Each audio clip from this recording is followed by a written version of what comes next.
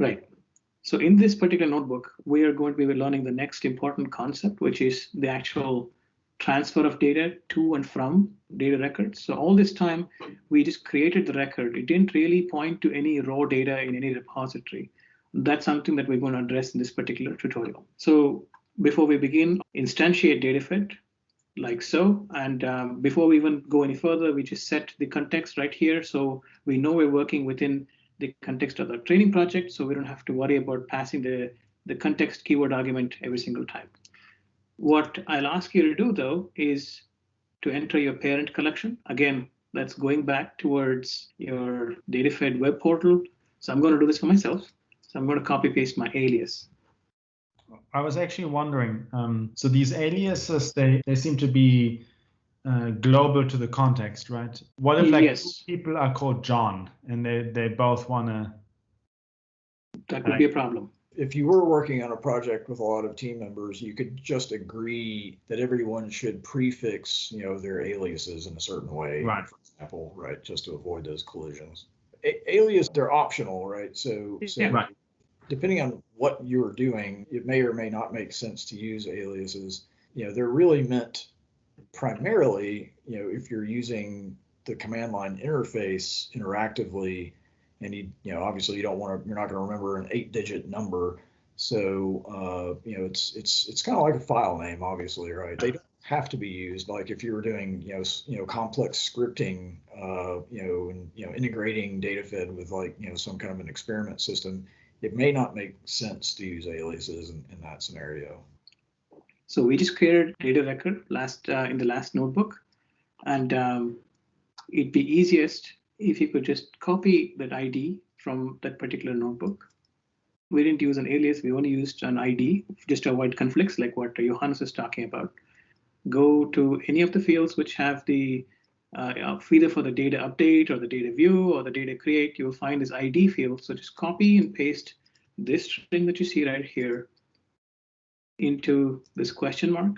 So we'll get to the next important topic, which is uploading the raw data, which is the payload. So for the sake of simplicity, we will just use a toy example for the data. The important thing to remember is DataFed does not impose any restrictions on the file format for the raw data. You can use text files, CSV files, TIFF files, HTML files, NetCDF, whatever you want.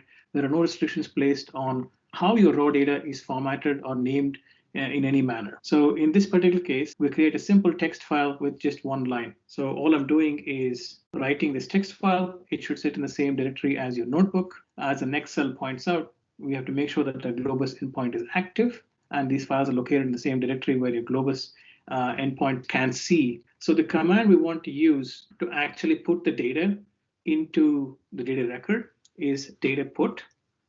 And the arguments it needs is the record ID, which is what we just pasted above, and then the path to the raw data file that we just created. You can pass more arguments, keyword arguments, if you wanted to for this particular function. In this particular case, I am using this ability for this particular function where it doesn't proceed to the next line, which is to print the response itself until the transfer is complete. By default, it doesn't wait. It's a fire and forget sort of a thing, sort of like globus, but I'm intentionally asking it to wait until the transfer is complete before we go forward. So if we hit Shift Enter and wait for a few seconds, what DataFed is doing in the background is it's initiating a globus transfer on our behalf. And not just that, because we asked for it to wait, it finished the transfer. And this is the response that we get. And unlike the previous responses that we were seeing, which were data view response or data create response, this happens to be a task data reply. And importantly, as I mentioned before, every time you do an upload or a download which is a data put or a data get operation, this will result in a task. And that's what we see right here. And we see that the source was my laptop. And it also goes all the way into filling out the fact that this is the path for the file.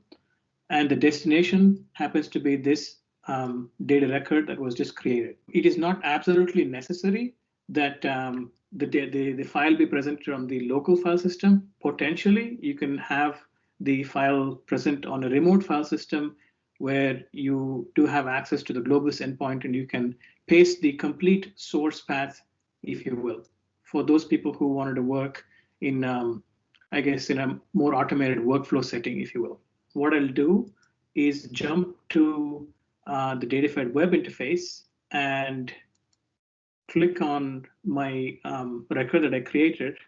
What you see is that now that these fields have been filled in, that I now have a data size. It says it's 17 bytes, and it tells me where the data came from, and it tells me the extension and so on and so forth. Now we don't just have the scientific metadata and the top level metadata such as some title and description and so on and so forth. We also have the raw data now associated with the data record.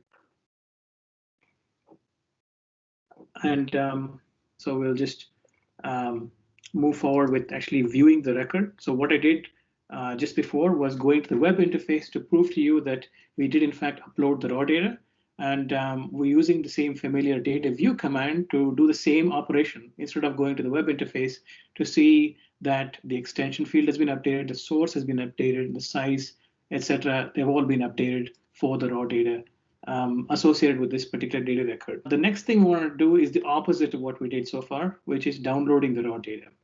As I mentioned before, we have the data put command, which pushes data to the DataFed repository. The opposite is the data get command, which pulls data from a remote DataFed repository and puts it into either a local file system or some other remote file system, wherever you have your globus endpoint setup, etc. Going over this particular command, it's quite similar to data put in some manners, in the sense that we have to specify the ID of the record we're intending to deal with. And whereas in the data upload or the data put case, we specified the path to the text file that we had before. In this case, we say that go ahead and put it into our local current directory.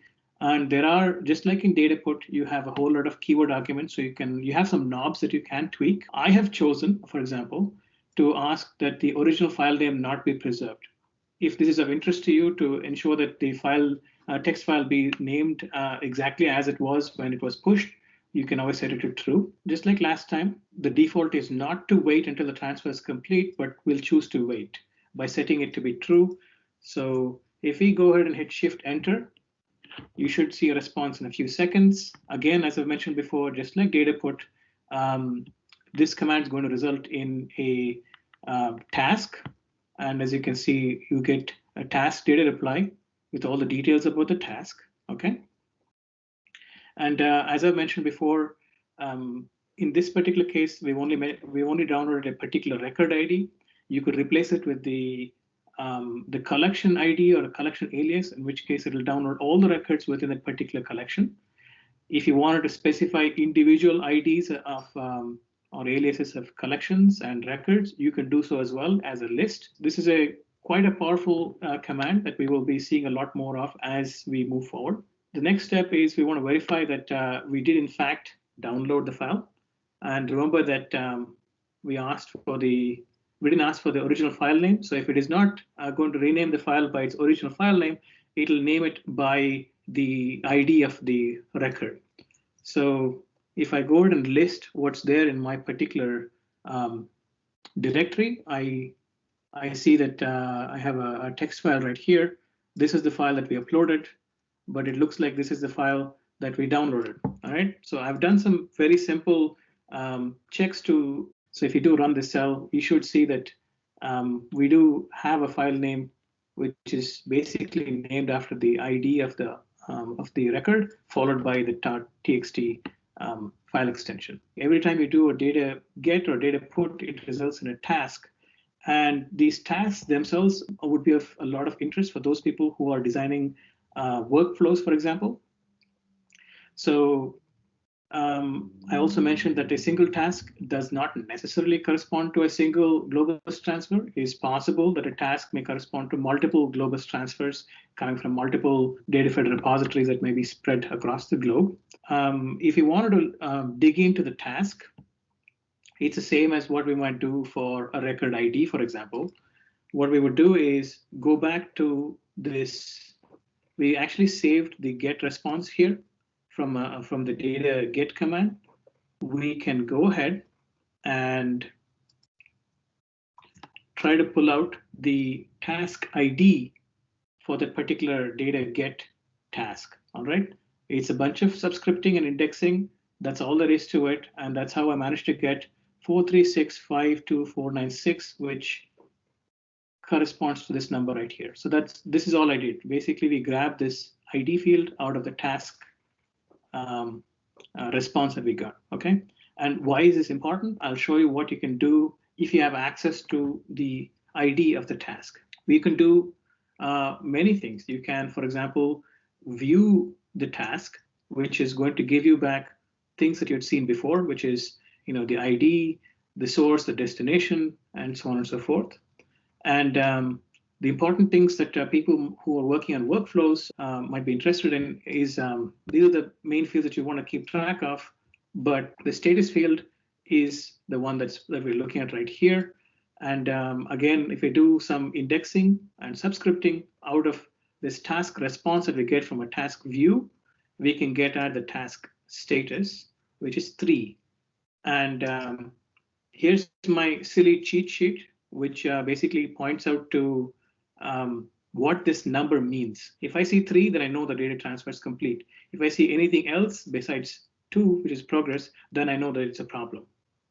So this is my very simple cheat sheet. And knowing how to interpret these tasks in an automated manner will allow you to construct fairly complex workflows. And this is where DataFed can play a very important role in your workflows if that is of interest to you. I also used your cheat sheet approach, Okay. Just printed out what TS_succeeded is. I have 2 questions. Where is that defined, and how can we check these in a future-proof way? So yeah, this is something I will look into, and it may be that the answer is that we provide some functions in the Python API itself to make it easier. So we might use something like enums going forward, but for right now, sadly you have to work with these numbers. But documentation and other improvements will make your life a little bit easier as we go forward. So we saw how we can view a task. There's also a capability where you can list all existing tasks, just like how you can list all collections or records within a particular collection. So we do that by using this function called task list, and what it returns is a bunch of task replies, as you can tell right here. And this was the last one that we just did. And if you've done other tasks before, you will see a much longer listing. But basically, it's one way for you to get at all the recent tasks that you've initiated. So it's not necessary that these have all completed. Some may have passed, some may have succeeded, some may be continually going on. But this is one way to get at a listing of all the tasks. So to illustrate how the upload, download, and the task monitoring situation might be relevant to you, I come up with this example for simulations. So let's say you want to run not one, but a series of simulations where you're varying one parameter as you search through a parameter space or you explore a parameter space, right? So you're doing, let's say, 10 simulations and you're varying a particular parameter. We want to see what DataFed would look like in an application where you want to capture the inputs that went into your simulation as well as the raw data that came out of the simulation. And not just that, obviously, when I say capture the raw data, it means a data transfer. And let's say we want to add one more layer to this. Let's say we wanted to figure out whether it is now safe to turn off a computer because the simulations are indeed complete, right? So in that case, you would need to monitor the status of your simulation data upload tasks. So that's the scenario that I'm trying to show you here. All right.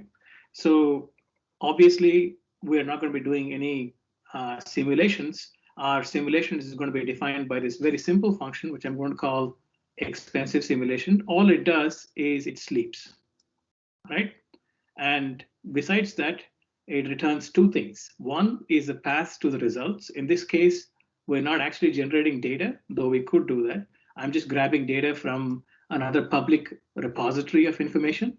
And in addition, we're just generating metadata right here for our simulation. For the purposes of illustration, we're keeping the metadata static, but imagine that you could also vary the metadata right here, okay? I have some exercises for you that are right here, which is most of them are going to be one-line answers, and I have put down the 4 things that need to be done. All right. So this is a function that I would ask you to fill out based on things that you've learned so far. Okay. The first step is we'd like you to create a new data record. So this is the function that would run after a simulation is done. Okay. So simulation is complete, it generated some data. So now your job is to capture the inputs that went into it, the raw data that was the output of the simulation, and so on and so forth. So you want to create a new data record along with the metadata that was the input for the simulation. And then obviously, in order to perform the data upload or to put the data into the data record, you need to extract the record ID, and then using that information, you can put the raw data into the data record, and finally extract and return the task ID so that we can monitor the task as we move forward. So the answers to each of these are all one lines, or as a single line each. So the answers are all somewhere above in this notebook and the previous notebook. So it shouldn't be terribly hard. Okay, so let me start filling out the solutions for this particular exercise. So the first thing we have to do is create a new data record with the metadata that is provided as the input from this particular function, and use a simulation index that's provided here to provide a unique title. So that's exactly what we're going to do. And the way we start going about doing that is by record response equals df underscore API dot data create of simulation plus string of simulation index, and we'll also pass obviously the metadata because we already get that from the input for this function. And remember obviously that we have to cast it as a JSON string, so we have to use the JSON.dumps. And the next thing we need to do is provide the parent ID, which is where the data record is going to be created. So parent ID equals parent collection. Oops, too many times. So that should do it for creating a data record. The next thing we have to do is extract the record ID from the response. And as I mentioned to you before, this is just indexing and subscripting. So let's do this again. Of 0, so that should get us the giant message object, and then we get the data field out of that, and then we get the ID field after indexing 0. So that gives us the record ID. Next, we need to put the raw data into this record, and this is something we learned about just now, which is using the data put command. So we'll get the response out first, equals df underscore API dot data put, and for this we need to provide the record ID. So I'm just going to copy and paste this thing, and then path to raw data path from here, and then I'm going to set weight equals false because we want the simulations to not be blocked by the data upload process. So this is going to be different from what we've done in the past. And finally, we have to get the task ID out, which is going to be similar to how we got the record ID out, which is going to be getting it out of the put response and task.id, and that should give us our task ID. All right, so this completes this particular function. We can test it out by trying out this particular cell, and this should basically create an expensive simulation and then cause the data set to be captured using the function that we just created just now. And if we go to DataFed,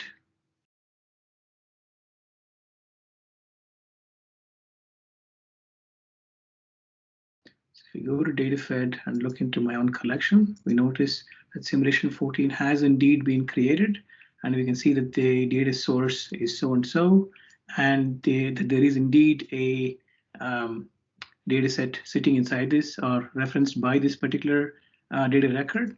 And we can also see that our metadata is indeed present in this particular data set. Okay, returning to the notebook again, we can go ahead and in this next exercise, what we need to do is simply check the status of each of the data upload tasks. As I mentioned before, the goal is to run a series of simulations, and after each simulation completes, DataFed is going to be expected to capture the metadata and data for each simulation and push it to DataFed while the next simulation starts. So this particular function is just intended to provide the status of each data put command. So I'm going to solve this particular function right now. So a few of these lines have already been filled in. So all we need to do is iterate over each of the task IDs, which is provided right here. And if you provide a single instance, it's going to be cast into a list. So we will indeed have a list. So now, I'm going to start by using a for loop. So for this underscore task ID in task IDs. And then for each of these tasks, I need to get detailed information about it. So that's where I need to use the task view command. So we do this by doing task underscore resp, which is where we're going to collect the response for the task view, df underscore API dot task view, and we already know the ID for this task, which is this task ID. And then we need to extract the status of the task from the task view, and I'm going to call it this status equals task underscore resp of 0. This is again just indexing and subscripting, so nothing particularly interesting here. And then finally, we need to append this to the list of statuses that's right here. So status is an append of this status. So that should do it for this particular function. We can test it out with this next exercise using the ID that we captured from the previous task right here.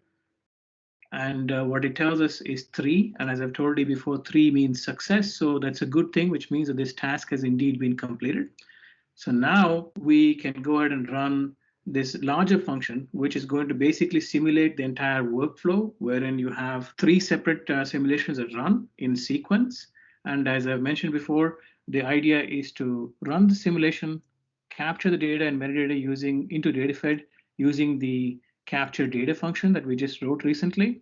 And after that, we're going to basically keep track of the task ID that comes out of capture data into this transfer tasks.